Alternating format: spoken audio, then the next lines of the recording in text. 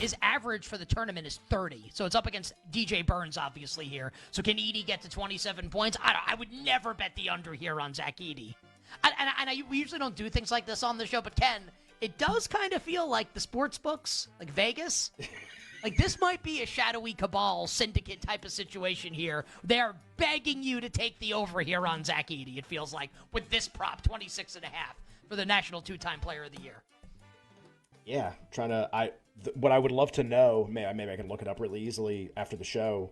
Like, I would love to know how he's been lined in a bunch of the other games. I guess I remember in the weekend game, because we brought this up, I thought he was 27.5 in the Tennessee regional final. So I don't totally understand like what's happening here, but yeah, like if I had to bet it, I'd bet the over. Why? Because why is this game going to be different? And who doesn't have to worry about sight lines? The guy who sees the rim when he turns around. It's like pretty easy. Shoots from like less than 1 foot every single time. Seems unlikely that he will be affected by that. I mean, yeah, like DJ Burns is great. Also, like, is it really that much different? I mean, like, Graham EK on Gonzaga is a pretty good big. Obviously not shaped the way DJ Burns is, but like we've done this before. Like Zach Edey plays in the Big Ten. Like it's not like there's nobody there that has any size. So yeah, I mean, if I had to bet it, I bet the over. I like Purdue in the game also. That hasn't changed, definitely. I'm curious to see how this plays out. I think NC State's going to cover tomorrow against Purdue. I also think Edey's going to score 30 points. Because he does in every game. I get the comparison, right, that Caitlin Clark is Patrick Mahomes. My pushback to that would be, are we sure that, like, Paige Beckers actually isn't Patrick Mahomes, and she's been hurt the last couple of years, and we don't know it, and we'll know it after tonight's game? That's where I'm a little unclear on that potential thought process. We had this conversation. I thought it was really illuminating during the show yesterday. Just like, you like to bet on legendary players. Like Jokic, likely to win the NBA title this year, is like one of the most likely teams. Mahomes won the Super Bowl. Okay, like, is Caitlin Clark that? And I think you made a really good point, which is just, we don't really know between Beckers and Clark. Like, maybe they're just both awesome, and so the handicap, like, whatever basic handicap this is, doesn't really apply. I agree with you. Also, it's just worth noting the difference between this market and the Super Bowl is that Patrick Mahomes was an underdog in the Super Bowl, and Caitlin Clark is, like, taking money and getting bet out to more than a possession. These are two very different functioning markets in terms of what you are getting price-wise. But, like, I think, to Eric's point, like, I think that's how a lot of people are thinking about the game, is just, like, how can she lose? Almost as to be fair, if it was a team or a bet and you were saying, how could it lose? That's usually like an alarm bell for me that the thing might actually lose and you should think about the price that you're paying. I'm starting to get that a little bit in this game. And I don't, it's not to make an example of Eric. I said yesterday I kind of liked Iowa in the game. I mean, not knowing a lot, but like I said that too. The more that like kind of data and information and people talking about the game comes in today and the market moves, it's like, it does feel like UConn is going to probably be the right side in this game. That's just how it feels to me. Whatever, gut feel, instinct, like following these markets for a while, whatever that's worth. The easy one for me is Purdue. I think Purdue is going to, I should be so bold about this. I think they're going to wipe the floor with NC State. And, when you go into their numbers, there is a massive problem here for NC State. They're 311th in the country in defensive foul rate, which means they foul all the time and they send teams to the line. Well, Purdue is 9th in the country getting to the line. Edey's a machine. He might have 40 free throws in this game by himself. NC State can't stop fouling people. Now, they play good defense, and they've had a great run. But what Purdue wants to do in the paint, which is post-up. Both these teams are top 10 frequency in post-up per shot quality, and it's not going to work out well for NC State trying to guard Edey, and I don't think they have enough bodies and fouls to throw at him, and you don't want to do that. He's a 75% shooter, so I'm going Purdue all the way in that one. I don't think it's a bad idea to take a future on them instead if you don't want a money line or swallow the points, because you're going to be able to play that out against UConn. I projected like 3.5, maybe 3 UConn would be favored, so I don't think a Purdue future is bad either if you don't want to swallow the points. But, Ken, the other game, first half under, please. You're going to give me a 3-and-D, a rim and 3 team like Alabama, and then you're going to put them in Glendale where the Arizona Cardinals play, where your sight lines are 10 miles long and 100,000 people staring down at you. If Alabama wants to come out and shoot threes and hit them right off the start, fine, take my money. But I am playing a first half under in this game because all Alabama is rim and 3, rim and 3, rim and 3. Well, I got news for you. UConn is extremely good at defending off dribble threes, catch and shoot threes. They can be attacked at the rim, especially when Clegan's not in there. But, Alabama has some success getting to the rim, but their threes, I think they're going to struggle with. So I'm going to take the first half under in that UConn-Alabama game. You bet with Nick and Ken here on a phenomenal Friday. Doug Kazarian from OnlyPlayers.com is our guest. The show Wager Watch, you can find it on YouTube, and we'll let Doug talk about the app that they're launching coming up at the end of the interview as well. But Doug, let's talk about the UConn-Bama game. So, you like Connecticut to win tomorrow night against Alabama, but they're going to cover the spread. Almost out to a 12-point favorite at BetMGM. It's a juiced 11.5 right now. The total is 160.5. So you like Connecticut to win. Will the Huskies cover the spread? Do you have a thought on the total for the second game tomorrow in the men's Final Four?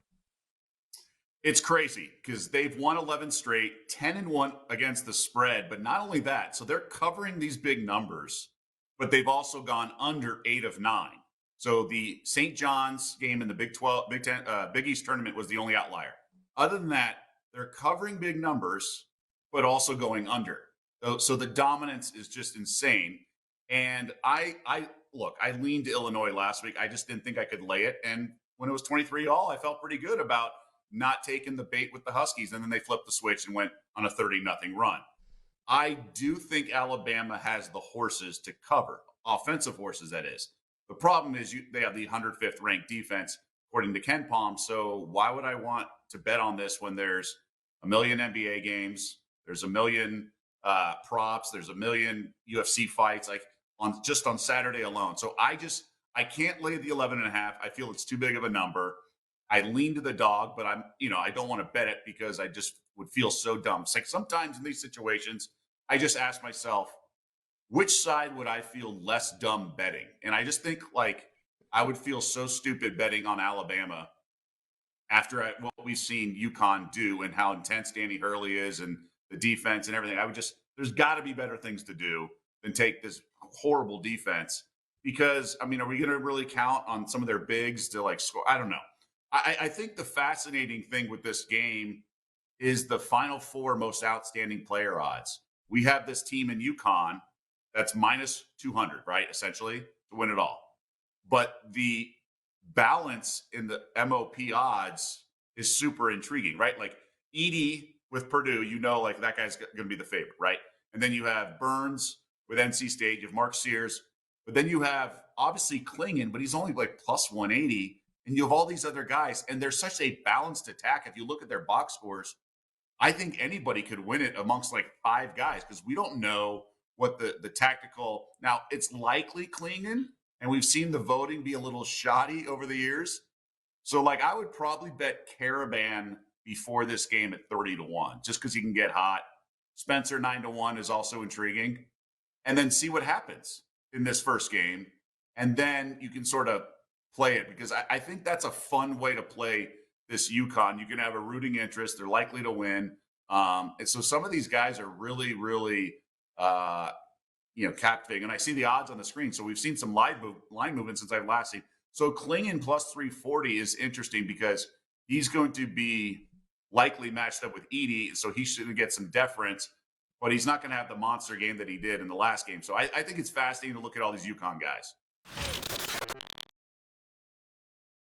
And I see people tweeting this is a lot of fun. How great is that? I don't think it's great. I think it's really. I would prefer not to have this happen. Prefer no earthquakes.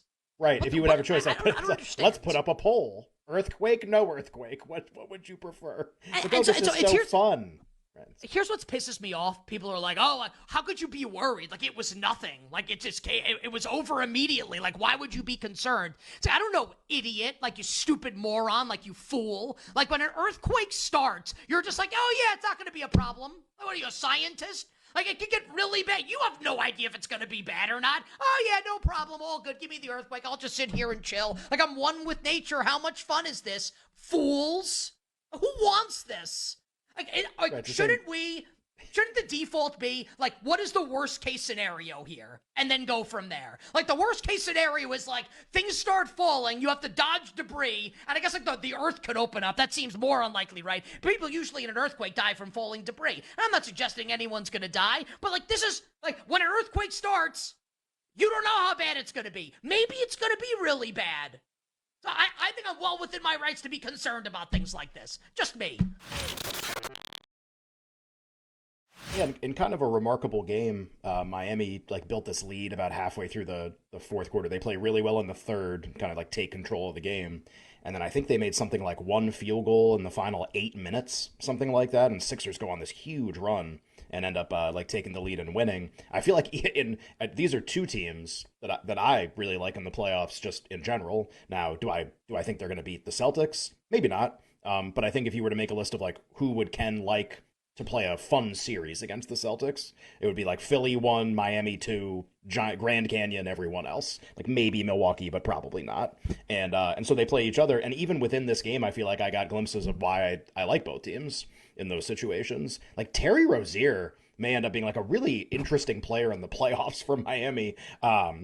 Scores 22 last night, but his ability to hit a couple tough threes in the fourth quarter of the game, it just gives him a different dimension. They were doing a lot of things up until about the 8-minute mark of the fourth quarter where you go, man, this is why this team is pretty interesting if they get in a playoff series.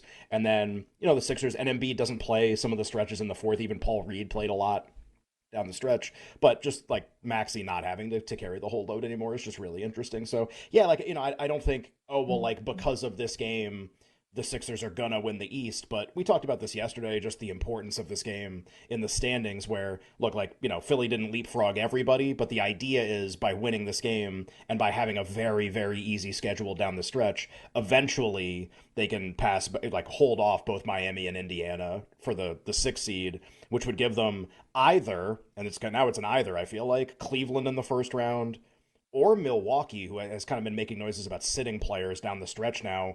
Both Cleveland and Milwaukee seem to kind of want to hand the 2 seed to the other team at this point with what they're doing down the stretch. So it'll be either or, but I think the most important thing with getting the 6 is your Oppo Boston. You have Milwaukee and Cleveland as your 2 and your 3. You wouldn't play Boston until the conference finals, and you kind of take it from there. So an important win, a win that actually won't totally change the futures market, but kind of puts you on a path toward the Sixers being really live as sort of a secondary Eastern Conference contender. And I know that doesn't sound like the most jarring thing. This time of year, that's about as good as it gets from a jarring standard. Every other game is irrelevant and no one cares. So this Golden State Houston, I guess, would be another exception. It's one of the reasons why last night was fun. You had multiple games where people actually cared. So it just an important win. I think if you bet Philly, if you have futures on them, if you're thinking about betting futures on them, you kind of had to get this one to at least keep hope alive that you can get the 6, which gives you by far the most advantageous path.